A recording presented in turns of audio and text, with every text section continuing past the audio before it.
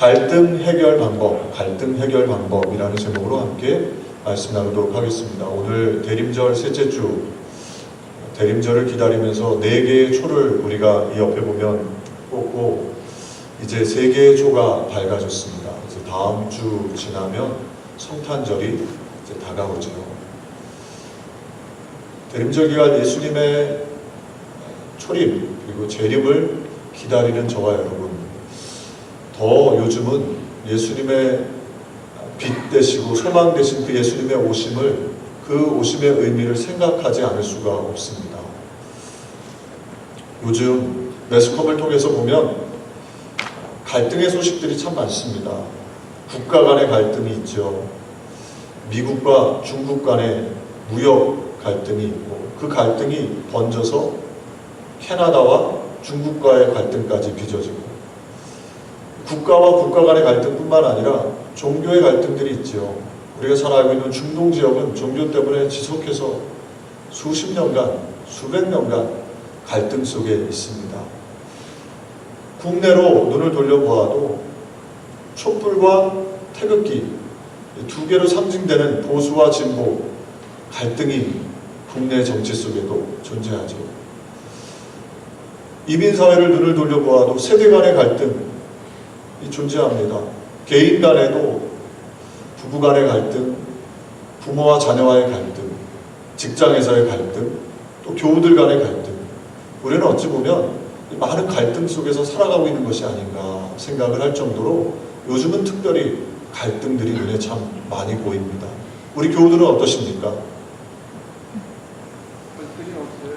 네. 오늘 본문 말씀에 보면요, 가장 이상적인 교회, 안디옥 교회 아닙니까? 예루살렘 교회도 이상적인 교회였지만 안디옥 교회는 사도 바울이 목회했던 교회입니다. 그리고 유대 지역만 벗어나지 못했던 유대교적인 기독교가 안디옥 교회를 통해서, 사도 바울을 통해서 세계 종교로 발전하죠. 그 물심양면으로 지원했던 교회가, 세계로 복음을 전했던 교회가 바로 안디옥 교회 아닙니까? 가장 이상적인 그 안디옥 교회에도 갈등이 있었던 것을 봅니다. 안디옥 교회는 그 갈등을 잘 해결해서 교회가 더 건강해졌고 또 하나님의 나라를 크게 전하는 데 쓰임받았던 교회가 안디옥 교회죠. 오늘 말씀을 살펴보면서 어떻게 안디옥 교회는 갈등의 문제를 해결했는가, 저와 여러분의 가정, 부부 간에, 또 자녀 간에, 또 일터에서 교우들 간에 이 갈등의 문제를 오늘 말씀을 통해서 다시 한번 점검하고 해결되는 복된 이 시간이 되시기를 주님의 이름으로 축복을 드립니다. 첫 번째로 오늘 말씀에 보면 서로의 관점의 차이를 인정했습니다. 오늘 2절 말씀에, 우리 2절 말씀 다 같이 합독해 볼까요? 바울 및 바나바와 그들 사이에 적지 아니한 다툼과 변론이 일어난지라. 바울과 바나바와 그리고 1년에 유대에서 내려온 유대인들, 어떤 사람들이 있었지요. 이 두 계층 간에, 두 그룹 간에 다툼과 변론이 일어났던 것입니다. 어떤 문제에 대한 다툼과 변론이 있었습니까? 1절 말씀에 보면, 우리 1절 말씀 제가 말씀을 봉독해 드리겠습니다. 어떤 사람들이 유대로부터 내려와서 형제들을 가르치되 너희가 모세의 법대로 할례를 받지 아니하면 능히 구원을 받지 못하리라 하니, 어떤 문제로 다툼과 변론, 갈등이 있었느냐? 구원의 방법입니다. 어떻게 하면 구원을 받느냐? 어떤 유대인들은, 예루살렘에서 온 사람들은 너희가 모세의 법을 지키지 않고 할례를 받지 않으면 구원받을 수 없다. 바울과 바나바는 어떻게 가르쳤습니까? 오직 예수 그리스도를 믿는 믿음, 예수 그리스도의 은혜, 성경을 믿는 믿음, 이 믿음으로, 이 은혜로 구원을 받는 것이다. 어떻게 보면 본질적인, 가장 핵심적인 부분에 대해서 다툼과 변론, 논쟁, 갈등이 있었던 것이죠. 갈등이라는 말은요, 칡나무 갈, 등나무 등으로 이루어진 한자어입니다. 그래서 이 넝쿨 식물이죠. 칡나무, 등나무. 그래서 칡나무는 주로 오른쪽으로 이렇게 넝쿨로 올라가면서 자랍니다. 그리고 등나무는 왼쪽으로. 그러니까 칡나무와 등나무가 한 곳에서 자라면 서로 어떻게 돼요? 얽히고 설킵니다. 그래서 그 모습을 보고 갈등이다. 어떤 공동체, 어떤 가정, 어떤 일터든지 간에 칡나무처럼 바라보는 사람이 있고 등나무처럼 바라보는 사람이 있다는 것이지요. 오른쪽으로 바라보는 사람이 있는 반면에 왼쪽, 좌측으로 바라보는 사람이 있죠. 그래서 보수가 있고 진보가 있습니다. 근데 그것이 옳고 그르냐의 문제가 아니라 다르다는 것이죠. 다른 관점을 가지고 있다는 것입니다. 관점의 차이가 존재한다는 것을 인정하는 것, 이것이 바로 갈등을 이겨내는 첫 번째 길이라는 것이죠. 사도 바울은 가장 본질적인 문제, 이 구원의 문제에 있어서 다른 시각을 가지고 있는, 다른 관점을 가지고 있는 그들을 향해서 그럴 수도 있지, 그들이 옳은 것은 아니지만 그럴 수도 있지라는 관점으로 접근했던 것입니다. 한국 사람들은 유독 나와 다른 관점을 가지고 있으면 나를 싫어한다고 생각합니다. 저도 한국 사람이라 저도 그런 것 같아요. 나와 좀 다른 의견을 내놓으면 혹시 나를 싫어해서 저런 얘기를 하는 것은 아닐까, 저런 의견을 내놓는 것은 아닐까, 이렇게 오해를 쉽게 합니다. 나와 다른 관점으로 말하면 나를 싫어하는 것이 아니지요. 부부 사이도 마찬가지 아닙니까? 나와 관점이 다르기 때문에 종종 갈등이 생깁니다. 그런데 이 갈등을 잘 해결하는 부부가 행복한 부부죠. 제가 말씀을 준비하다가 이 글을 읽었는데 이 글 참 인상 깊었던 글이에요. 그래서 그림을 하나 제가 준비했습니다. 어떤 부인이 밖에 나가면서 남편에게 얘기했습니다. 감자를 반만 깎아서 삶아라. 네. 그랬더니 남자가 어떻게 했냐, 정말 감자 몽땅 다 반만 깎아가지고, 여기 그림을 보십시오. 반만 깎아가지고 삶은 거예요. 감자를 반만, 그러니까 반 정도만, 다 말고 반 정도만 다 깎아가지고 삶아라 하는 얘기인데, 예, 전혀 다르게 반응을 하는 거죠. 이 관점의 차이입니다. 어떻게 듣느냐죠. 어떻게 말하느냐. 관점의 차이 아닙니까? 부모와 자녀와의 의견이 각각 다르게 존재합니다. 세대 간의 관점이 다 달라요.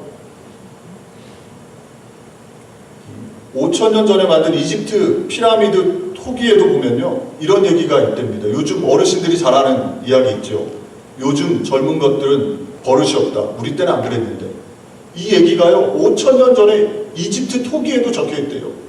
그러니까 어제 오늘의 얘기가 아니라요, 오랫동안 어르신들이 볼 때 젊은 사람들은, 요즘 젊은 것들은 참 버릇 없어. 우리 때는 안 그랬는데. 그 이야기가 있었다는 거예요. 세대 간의 그런 견해 차이, 갈등이 오래됐다는 것이죠. 제가 목회를 하다가 특별히 이제 대학원 때 보면 세대를 잘 이해해야 한다.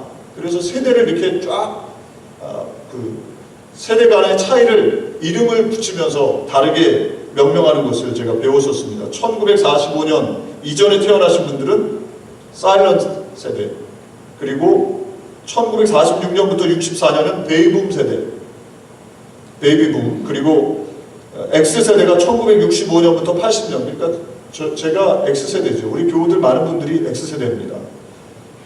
밀레니엄 세대가 있죠. 1981년부터 1996년 사이에 태어난 사람들. 그리고 Z세대가 있습니다. 1997년부터 지금 이제 태어나는 I세대라고도 부릅니다.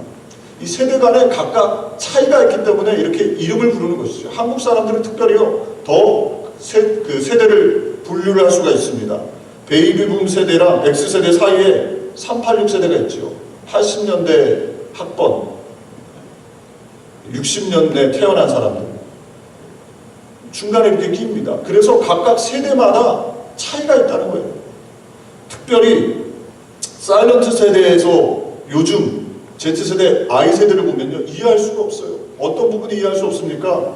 요즘 애들 잠자기 전에 마지막으로 하는 게 뭡니까? 셀폰 확인하는 거예요. 또 일어나서 제일 먼저 하는 행동이 뭡니까? 셀폰 확인하는 거예요. 눈만 뜨면 손에 셀폰을 들고 다닙니다. 스마트폰 세대죠. 평균 하루에 6시간 이상입니다. 직접 대면하기보다 온라인을 좋아해요. 요즘 세대가 그래요. 그게 다 잘못됐느냐? 물론 지나치게 셀폰을 너무 많이 보면 문제가 있지만 요즘 세대가 그래요. 그러니까 얼만큼 우리가 세대를 이해하며 그들을 바른 길로 이끌 수 있을까? 이것이 관건인 것이지요. 서로의 관점만 강조하다 보면 부모가 부모의 세대의 관점으로만 자녀들에게 강조하면 문제가 생기지요. 또 아이들은 아이들 세대에 맞는 그것만 지나치게 듣지 않고 따라가면 결국에는 부모와 자녀들 간에 문제가 생기는 건 아닙니까? 바울은 성숙한 사람이었던 것이지요. 비록 본질적으로 핵심적인 가장 중요한 구원의 문제에 대해서 나와 다른 의견을 내는 어떤 유대인들이 있었는데 그들을 향해서 그들의 의견이 맞다고는 하지 않지만 그럴 수도 있다 라고 생각을 했던 것입니다. 그리고 이 본질적인 문제를 가지고 어디로 가져갑니까? 그것을 바로 예루살렘 공회로 가지고 갑니다. 그래서 저와 여러분, 우리가 갈등의 문제를 어떻게 해결할 수 있느냐? 첫 번째로 그럴 수도 있다. 나와 다른 관점을 가지고 있는 사람들이 있다. 이것을 인정하는 것부터 갈등의 시작이 된다는 것입니다. 갈등 해결의 시작이 된다는 것이죠. 두 번째로 오늘 말씀을 통해서 갈등 해결의 방법은 진지하게 대화를 나누라는 것입니다. 바울과 바나바가 구원의 문제, 어떻게 보면 교회의 신앙생활의 생명의 가장 본질적인 문제, 이 문제에서 다른 관점을 가지고 있는 사람들을 향해서 본인과 직접 얘기하면 충돌이 나서 문제가 생길 수 있으니까 이것을 공회로 더 높은 기관으로 가지고 갑니다. 종종 교회에도 문제가 생길 때 본질적인 핵심적인 문제가 생기면 더 높은 지방회나 총회로 문제를 가지고 가죠. 그래서 그곳에서 해결을 받고 오는 것입니다. 그와 같이 바울과 바나바가 이 교회 구원의 문제를 가지고 예루살렘 공회로 가져갔어요. 그랬더니 예루살렘 공회에서 어떻게 했습니까? 오늘 6절, 7절 말씀에 보면 이렇게 말씀합니다. 사도와 장로들이 이 일을 의논하러 모여 많은 변론이 있은 후에 의논했다는 것입니다. 많이 변론을 했다는 것입니다. 오랫동안 함께 논의했다는 것이지요. 본질적인 문제는 누가 잠깐 손해를 보고 말면 해결되는 문제가 아니지요. 내가 조금 손해보면 되지. 그렇게 해서 해결된 문제가 아닙니다. 구원의 문제는 반드시 어떻게 구원을 받느냐 정확하게 그 부분에 대해서 해결을 해야 되는 것입니다. 그래서 사도 바울은 그것을 공회로 가지고 갔고 공회는 그것을 충분히 의논하고 논의했다는 것입니다. 하나님의 뜻을 어떻게 할 수 있습니까? 당연히 기도와 말씀이지요. 그러나 기도와 말씀만으로 하나님의 뜻을 아는 것이 아니라 함께 모여 교우들이 같은 믿음의 공동체들이 모여 의논할 때, 논의할 때 하나님의 뜻을 알아가게 된다는 것입니다. 제가 설교를 준비하면서 부부간에 갈등이 생기면 종종 이 갈등을 해결해야 되는데 이 갈등이 생길 때 말씀드린 것처럼 부부간에도 갈등이 없는 가정이 행복한 가정이 아니죠. 부부간에 갈등이 생겼을 때 그걸 잘 극복하고 해결하는 부부가 행복한 부부 아닙니까? 교회도 마찬가지죠. 갈등이 전혀 없으면 좋겠으나 갈등은 반드시 존재합니다. 나와 다른 관점, 나와 다른 세대, 나와 다른 생각을 가지고 있는 사람들이 있기 때문에. 그런데 이 갈등을 어떻게 해결하느냐? 진지하게 대화를 나눠야 된다는 것입니다. 부부간에 종종 문제가 생겼을 때 이런 사람들이 있대요. 첫 번째로 회피형.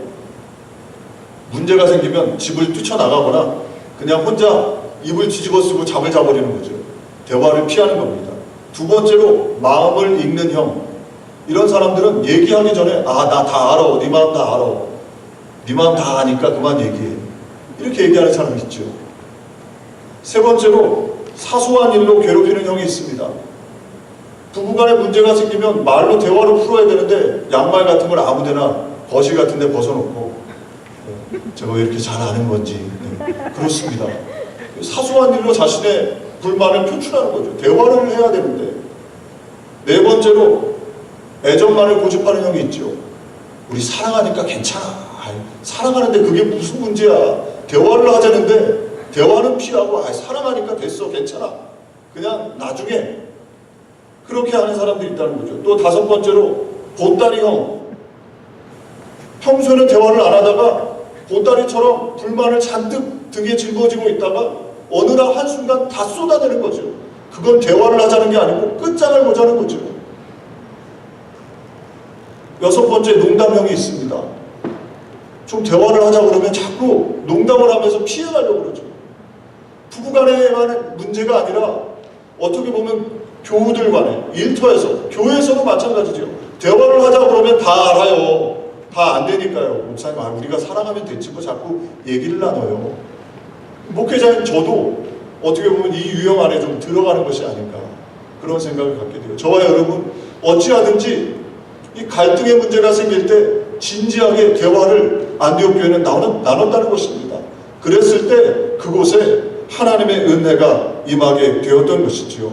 그래서 우리 교우들도 가정에서 또 일터에서 또 교회에서 저와 여러분이 진지하게 마음을 나눌 수 있는, 그래서 갈등의 문제를 해결하는 그런 행복한 가정, 일터, 교회가 되시기를 주님의 이름으로 축복을 드립니다. 세 번째로 갈등 해결 방법, 성경은 쟁점을 명확히 하라고 말씀합니다.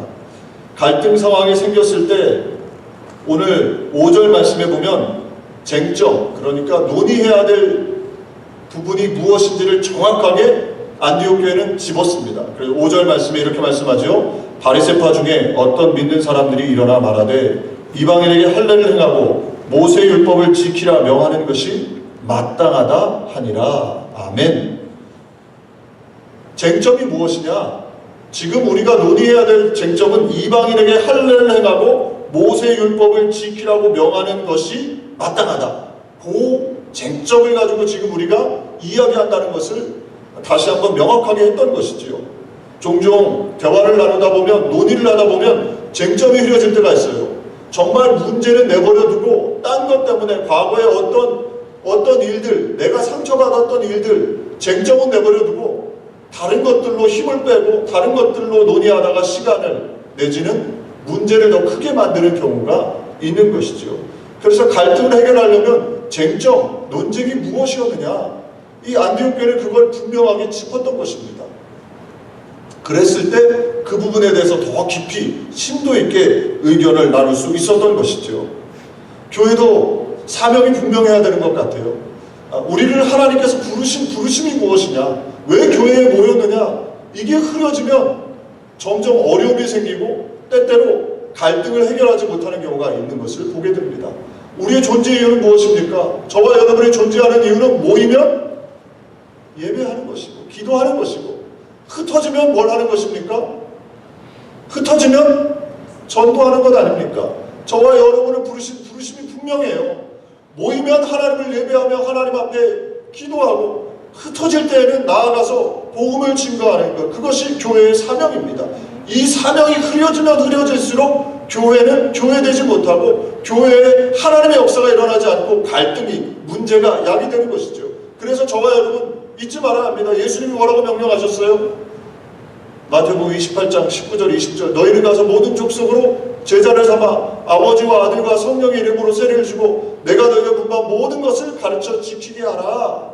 볼지어다 내가 세상 끝날까지 너희와 항상 함께 있으리라. 교회의 존재 이유는 잃어버린 영혼, 죽어가는 영혼들을 살리는 것입니다. 우리가 지금 사도행전을 살펴보고 있잖아요. 사도행전의 주제 말씀이 사도행전 1장 8절이죠. 오직 성령이 너에게 임하시면 너희가 권능을 받고 예루살렘과 온 유대와 사마리아 땅끝까지 이르러 내 증인이 되리라. 성령 받고 예수님의 증인이 되는 것이죠. 예루살렘 가정과 일터, 교회에 나아가서 또 믿지 않는 사람들을 향해서 예수님의 증인이 되어서 하나님의 나라를 확장하는 것이죠. 이것이 교회의 사명인 것이죠. 저와 여러분이 이 사명이 흔들리지 않는 복된 은혜가 있으시기를 주님의 이름으로 축복을 드립니다. 종종 그런 생각을 해봐요. 우리 교회는 왜 존재하는가? 뉴저지에만 교회가 150개, 더 많을지도 모릅니다. 등록되어 있는 교회만 150교회예요. 제가 이번 주에 월요일날, 금요일날도 좀 말씀드렸습니다. 새벽기도에도 말씀을 드렸고, 세미나를 다녀왔는데 제가 참 도전을 많이 받았습니다. 그 세미나 강사 목사님이 그 말씀을 하시더라고요. 본인이 목회를 하다가 큰 교회에서 목회를 했는데 어느 날 회의감이 들더래요. 교회가 계속 수평 이동을 하는 거죠. 이 교회에 있다가 마음에 들면 저 교회로 가고 계속 교회를 돌고 도는 성도들. 가만히 통계를 내보니까 그 교회가 본인이 섬겼던 교회가 굉장히 큰 교회인데 뉴욕에 1000명 가까이 모이는 교회인데 실상 세례받는 사람의 숫자가 거의 없다는 거예요. 1년이 지나고 2년이 지나고 3년이 지나도. 그러면서 마음에 자꾸 소망이 생기시더래요. 이 목사님이.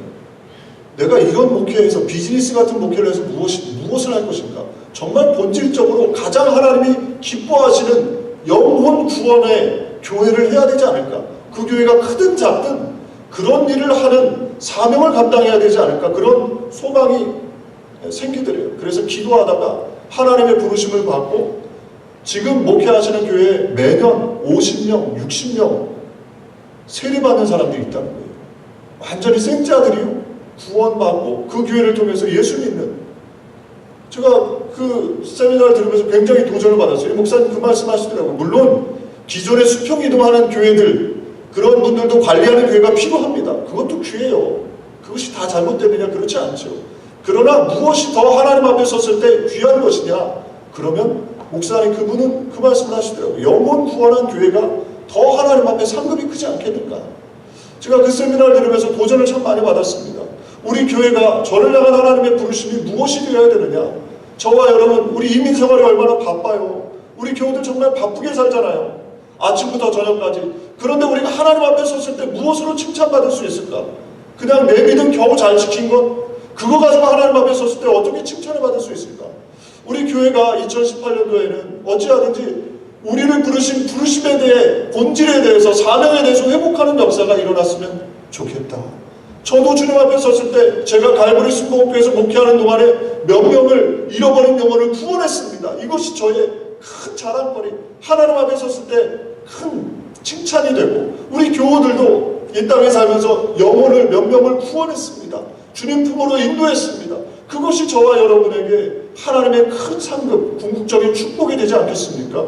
우리 교우들 어찌하든 간에 저와 여러분이 이 소망을 가졌으면 좋겠습니다. 그래서 이 소망이 흔들리지 않을 때 어려움, 문제, 시련, 답답한 일, 갈등이 생겨도 이겨낼 수가 있는 것이죠. 저와 여러분이 예배 가운데 그런 결단이 있으시기를 주님의 이름으로 축복을 드립니다. 사명이 회복이 되고 잃어버린 영혼, 하나님의 마음을 시원케 하는 그런 역사가 저와 여러분을 통해서 일어나는 그런 귀한 은혜가 있기를 소망합니다. 네 번째로 갈등 해결. 안디옥 교회 바울은 어떻게 갈등을 해결했느냐? 네 번째 방법은요, 과거를 기억하라입니다. 오늘 7절부터 11절 베드로가 공회에서 고백하는 내용이 7절부터 11절 말씀이에요. 제가 말씀을 봉독해 드리겠습니다. 많은 변론이 있은 후에 베드로가 일어나 말하되 형제들아 너희도 알거니와 하나님이 이방인들로 내 입에서 복음의 말씀을 들어 믿게 하시려고 오래전부터 너희 가운데서 나를 택하시고 또 마음을 아시는 하나님이 우리에게와 같이 그들에게도 성령을 주어 증언하시고 믿음으로 그들의 마음을 깨끗이 하사 그들이나 우리나 차별하지 아니하셨느니라. 그런데 지금 너희가 어찌하여 하나님을 시험하여 우리 조상과 우리도 능히 매지 못하던 멍에를 제자들의 목에 두려느냐? 그러나 우리는 그들이 우리와 동일하게 주 예수의 은혜로 구원을 받는 줄을 믿노라 하니라. 아멘. 한마디로 뭐냐? 베드로는 과거에 하나님이 자신을 통해서 고넬료를 구원하신 그 사건을, 그 은혜를 기억한 거예요. 그 은혜를 기억해 봤더니 구원은 모세 율법을 지키고 할례를 받아야 임하는 것이 아니라 하나님이 주신 은혜의 선물이다. 과거의 은혜의 사건을 기억하며 이 갈등의 문제를 바라보는 것입니다. 동일해요. 저와 여러분에게도 동일합니다. 우리가 가정에 부부간의 문제, 갈등의 문제가 생길 때 어떻게 해결할 수 있느냐? 과거에 뜨거웠던 그 사랑을 기억하면요, 지금 문제를 해결할 수가 있어요. 과거에 처음 만났을 때 막 눈에 죄송합니다. 이런 표현을 안 쓰는 게 나을 것 같아요. 여하튼 서로를 바라보니 눈에 불꽃이 막 튀겼잖아요. 그때를 기억하면 지금의 문제를 해결할 수가 있어요. 과거에 뜨거웠던 사랑, 저와 여러분 신앙에 여러 가지 갈등, 어려운 문제가 생길 때 어떻게 이겨낼 수 있느냐? 하나님이 나에게 베풀어 주신 그 첫사랑, 그것을 기억할 때 우리는 이겨낼 수가 있는 것이죠. 그래서 많은 성경 구절에요, 과거를 기억하라고 말씀합니다. 신명기 7장 18절 19절에 보면 그들을 두려워하지 말고 내 하나님 여호와께서 바로와 온 애굽에 행하신 것을 잘 기억하되 내 하나님 여호와께서 너를 인도하여 내실 때 내가 본 큰 시험과 이적과 기사와 강한 손과 편팔을 기억하라. 과거를, 하나님의 은혜를 기억하라는 것이죠. 그럴 때 저와 여러분이 어려움을, 문제를, 갈등을 이겨낼 수 있다는 것입니다. 신명기 32장 7절도 말씀합니다. 옛날을 기억하라. 하나님께서 출애굽의 은혜를 베풀어 주신 그 은혜를 기억하라는 것이죠.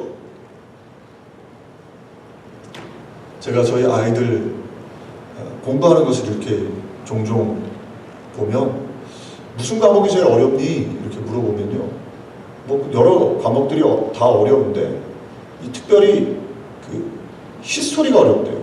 히스토리가 외울 게 많대요.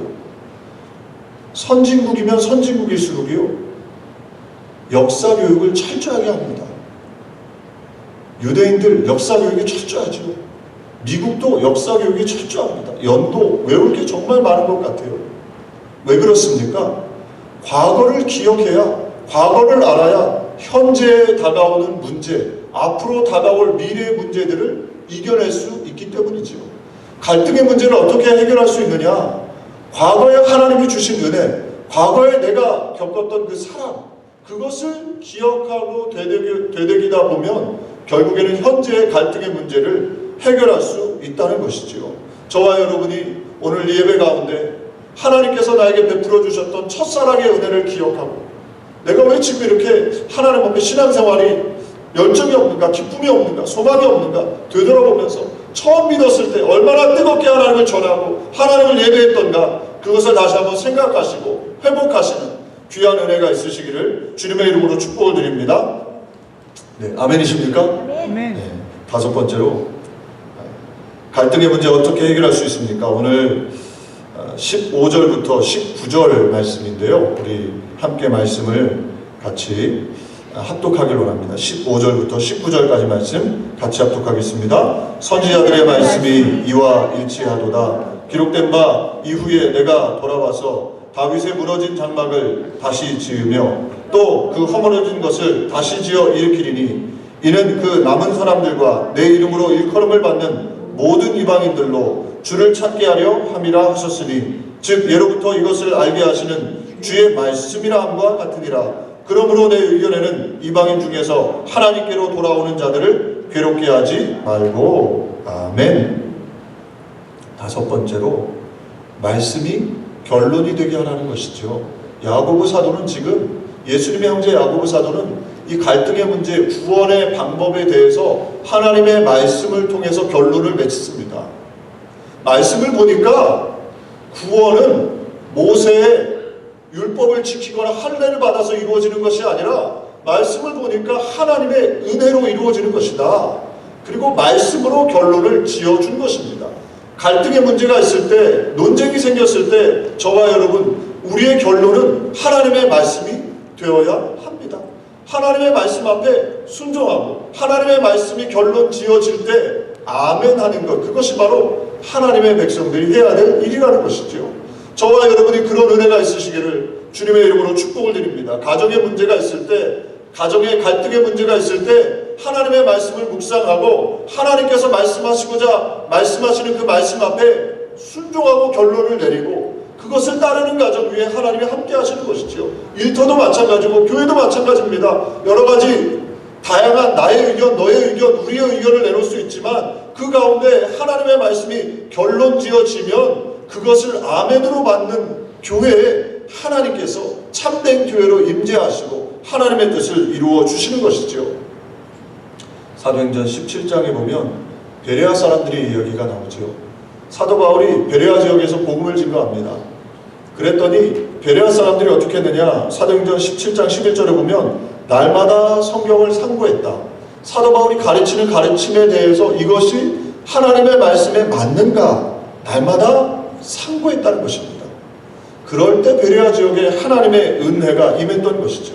저와 여러분에게도 동일하지요. 저와 여러분, 우리의 갈등의 문제, 어려움의 문제, 시련의 문제가 다가올 때 저와 여러분이 주님의 말씀이 무엇인가를 상고하고 주님께서 어떻게 하셨는가를 기억하고 그 주님께서 가시고자 하는 길로 갈 때 때때로 어려움도 있고 시련도 있고 답답한 일도 생기지만 그렇게 순종하며 나아가면 말씀이 결론되는 인생이 될 때, 교회가 될 때, 가정이 될 때 하나님이 책임져 주시는 것입니다.